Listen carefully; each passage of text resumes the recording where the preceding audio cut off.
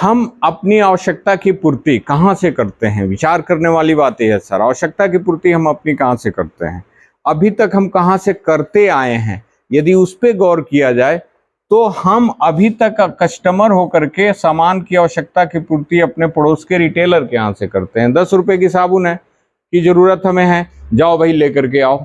चाय पत्ती की जरूरत है, जाओ लेकर के आओ। बिस्किट की जरूरत है, जाओ लेकर के आओ। नमकीन की जरूरत है, जाओ लेकर के आओ। किसी भी सामान की जरूरत है तो हम रिटेलर के यहाँ दौड़ करके जाते हैं। क्यों जाते हैं?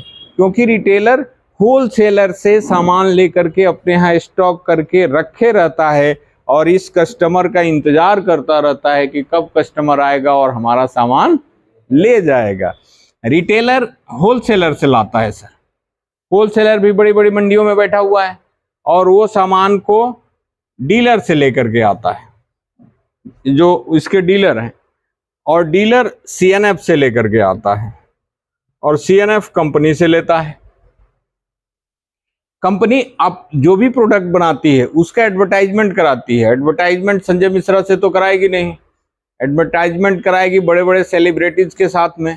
तो सेलिब्रिटीज से जब एडवर्टाइजमेंट कराती है तो सेलिब्रिटीज प्रचार करते हैं, भले वो इस सामान का उपयोग करें या ना करें। करें का तो प्रश्न ही नहीं उठता है, वो करते ही नहीं हैं, क्योंकि जो चीजें वो खाते नहीं हैं, जो चीज वो लगाते नहीं हैं, पैसे के लिए सिर्फ उनका वो प्रचार करते हैं। तो ऐड कराती है सर, और इस सिस्टम में 1 2 3 4 5 6 और 7 लोग इन्वॉल्व हैं। ये बाजार व्यवस्था के मुख्य स्तंभ हैं। यहाँ गौर करने वाली बात यह है कि कंपनी बनाती है, कस्टमर उपयोग करता है, तो इनका क्या काम है? एक जगह से दूसरे जगह सामान को पहुंचाना, और पहुंचा करके इन पहुंचाने के एवज में ये क्या लेते हैं? ये कोई फ्री में नहीं पहुंचाते सर, ये लेते हैं। क्या लेते हैं? आइए देखते हैं। यहाँ कस्टमर को 10 रुपए एमआरपी पे सामान मिलता है सर, मिलता है 10 रुपए एमआरपी पे। हम 10 रुपए वाले प्रोडक्ट की बात कर रहे हैं, जो भी प्रोडक्ट एमआरपी 10 रुपए है, तो 10 रुपए एमआरपी पे प्रोडक्ट मिलता है सर। लेकिन रिटेलर इसको एमआरपी पे दे देता है। क्यों? क्योंकि उसको 1 रुपया मिलता है, यानी कि इसको ये 9 में मिलता है सर, तभी ये 10 में बेचता है, नहीं तो बेचता नहीं। फिर जब इसको ये 9 में मिलता है तो ये कौन देता है? होलसेलर। होलसेलर को 8 में मिलता है, तभी वो रिटेलर को 9 में मिलता है, नहीं तो वो भी देता नहीं।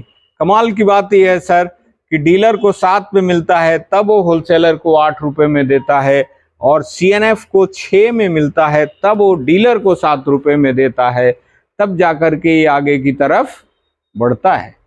यहाँ की बात करेंगे तो हमें आपको आश्चर्य होगा ये जान करके कि यहाँ करोड़ों का मामला होता है।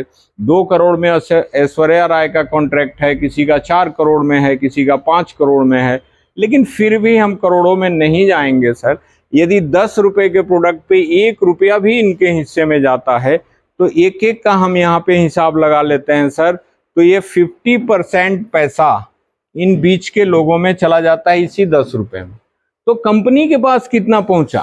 कंपनी इसका मतलब 5 रुपए में ही अपना प्रोडक्ट निकाल रही है ना? 5 रुपए में ही दे रही है वो, तो 5 रुपए में दे रही है, एमआरपी कंपनी तय कर रही है। कंपनी को भी पता है कि ये बीच में 50% पैसा यहाँ जाएगा, तो इस 50% पैसे को बिचौलियों को देना चाहिए कि या इसे बचाना चाहिए? बचाना चाहिए। ये सर खरीदारी करने का WCM है, यानी रॉन्ग कॉन्सेप्ट ऑफ मार्केटिंग। ये गलत तरीका है, ऐसा नहीं होना चाहिए। डायरेक्ट सेलिंग सिस्टम 1959 में अमेरिका में शुरू हुआ, सन 2000 से हमारे हिंदुस्तान में है, जिसको हमारे घर से आप चारों ओर नजर दौड़ा के देखिए तो आपके 1.5 या 2 किलोमीटर पे पिकअप सेंटर है बनारस में। तो यहाँ पे आ करके एक पिकअप सेंटर है सर, और यहाँ से आप अपना आईडी पे सामान खरीदारी करके ले जाइए, और 5% पैसा ट्रांसपोर्टेशन का आपका कट जाता है, और 45% पैसा आपको वापस मिल जाता है ना? तो इसके लिए एक ताली होनी चाहिए। यहाँ पे फायदे सर अनेकों हैं, जिसकी तुलना हम लोगों के बीच में गुरुदेव बैठे हुए हैं, सर बैठे हुए हैं, हम लोग और भी सीखने का काम करेंगे, सुनने का काम करेंगे। क्या क्या फायदे हैं, कैसे कैसे हैं।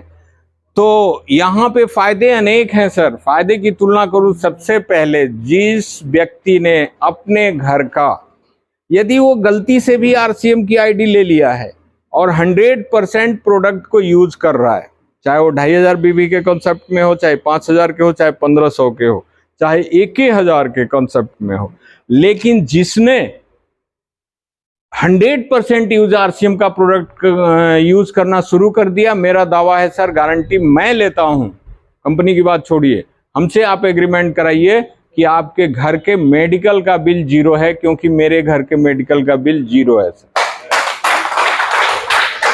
तो सबसे बड़ा फायदा तो स्वास्थ्य का है सर हमारा, 100% यदि हम यूजर बन जाते हैं, है ना। स्वास्थ्य से बड़ा तो कुछ नहीं है। तो यहाँ स्वास्थ्य का सबसे बड़ा लाभ है सर। दूसरा, हम अभी अगस्त का महीना गया है, हम लोग बड़ा झंडा लेके भारत माता की जय बोले हैं, तो जय बोलने से तो काम चलेगा नहीं, भारत को मजबूत भी बनाना है, हमारी अर्थव्यवस्था को मजबूत बनाना है।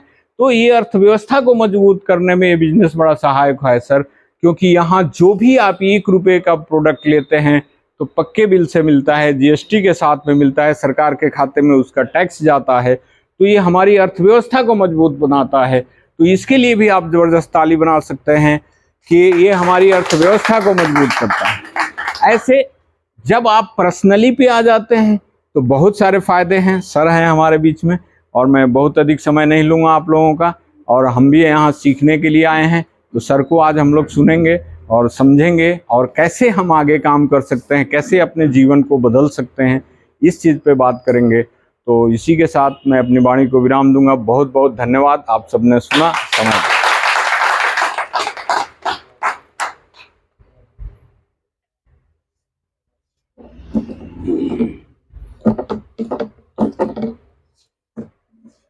जी सर, बहुत बहुत धन्यवाद सर। और थैंक यू सर। समझ में आया कुछ? मार्केटिंग प्लान अभी सर दिखाई, समझ में आया? यही चीज समझना है हमें, बाकी कुछ नहीं समझना। आरसीएम में बाकी समझना है क्या? पहले से भी हम साबुन यूज करते हैं, आरसीएम में आने के बाद भी साबुन ही यूज करना है। पहले से भी कपड़ा पहनते थे, आज कोई नया काम नहीं आरसीएम में करना। लोग बोलते हैं हमको टाइम नहीं, हमको इसका सामान की क्वालिटी नहीं मालूम। साबुन की भी क्वालिटी अगर आपको आज तक यूज किए हैं, आरसीएम में आने के बाद इसको पता चला कि साबुन 3 प्रकार के आते हैं, 3 ग्रेड में आते हैं। इसके पहले कोई नहीं आता, क्योंकि हम आपके घर पे जाते हैं और बता देते हैं कि साबुन नहीं आता है, तब आपको रेट पता चलता है। मार्केट में क्या करते हैं कि 3 साबुन के ऊपर 1 साबुन चिपका देते हैं, 130 में ले जाओ भैया, उसमें ग्रेड कितना वो भी नहीं पता, हम रेट देख के लाते हैं। आज अभी एक पार्टी का गए थे हम, यही गिरधर नगर में काम लेने के लिए, उनके घर में देखिए, जब आपको काम करना है तो नशा आपको होना चाहिए। शाम को दारू पीना रहेगा ना, तो नशा हमको होता, टाइम निकाल के दारू पीने वाले वहाँ पे अड्डे पे पहुंच जाते हैं। लेकिन हमें आरसीएम का नशा नहीं है। यहाँ 5:30 बजे का टाइम दिया गया था, अभी लोग 6 बजे तक आते हैं, अभी कुछ लोग नहीं आएंगे। फिर आरसीएम का दोस्त कहाँ है? अगर 5:30 बजे हमें ट्रेन पकड़ना है तो आप 5 बजे जाते हैं, और आरसीएम की मीटिंग 5:30 बजे रखी गई, आप तो 6 बजे आते हैं। तो आरसीएम की गलती है कि अपनी गलती है? इसी को हमें सुधारना सर। पहले तो आरसीएम में आने के बाद हमें अपना टाइम पहले मैनेज करना है। तो हमारे बीच में ज़्यादा देर न करते हुए, हमारे बीच में एक ज़बरदस्त लीडर है, और सर से जब भी मिलते हैं तो सर मुस्कुराते हुए मिलते हैं, क्योंकि आरसीएम में इतने लीडर हैं कि मुस्कुराते हुए। तो मोस्ट वेलकम करूंगा लालचंद प्रसाद मौर्य सर का, जबरदस्त तालीम दीजिए।